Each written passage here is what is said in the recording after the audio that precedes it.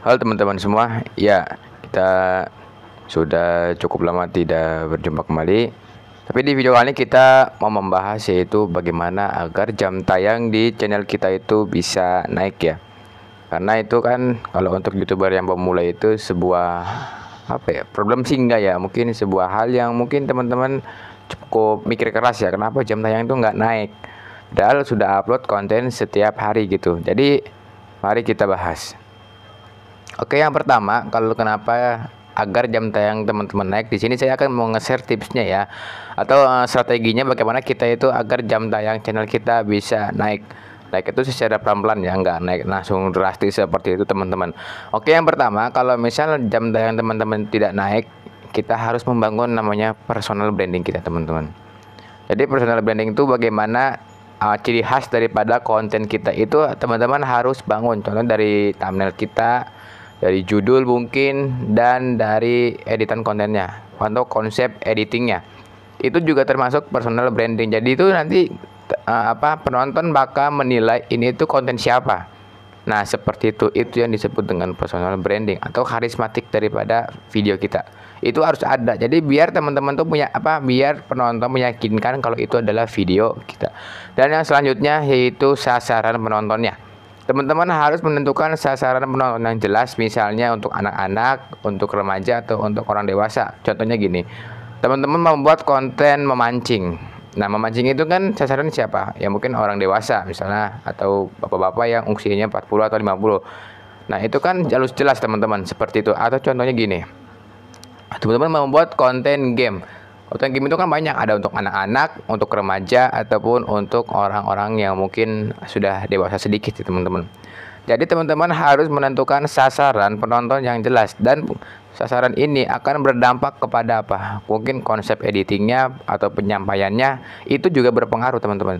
Jadi harus ditentukan terlebih dahulu konten apa yang mau dibuat dan sasarannya siapa.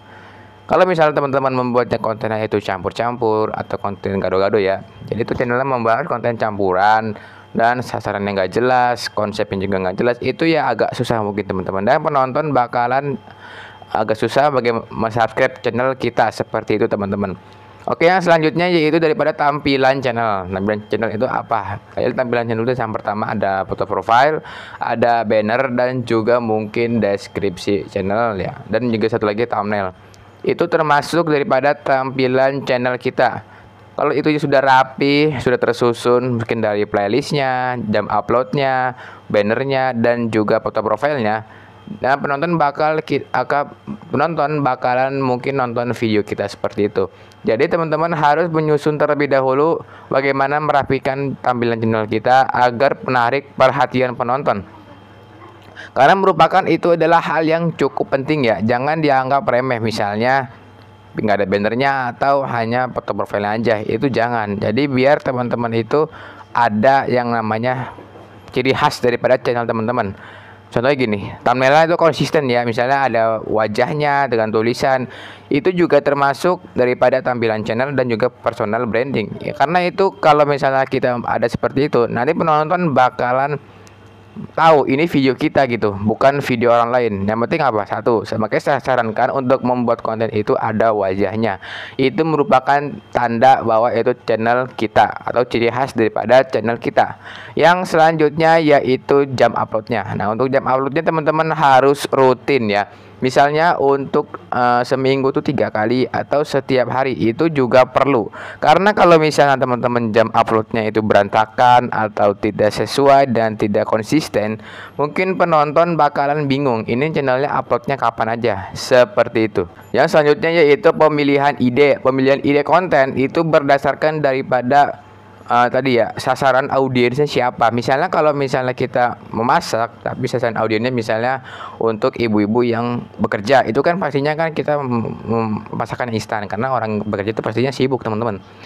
Nah, teman-teman harus memiliki ide atau pemilihan ide yang cocok untuk penonton kita. Makanya saya dari awal sudah sebutkan yaitu tentukan penontonnya jelas, misalnya penontonnya anak-anak atau misalnya penontonnya itu orang dewasa atau remaja, itu harus jelas teman-teman.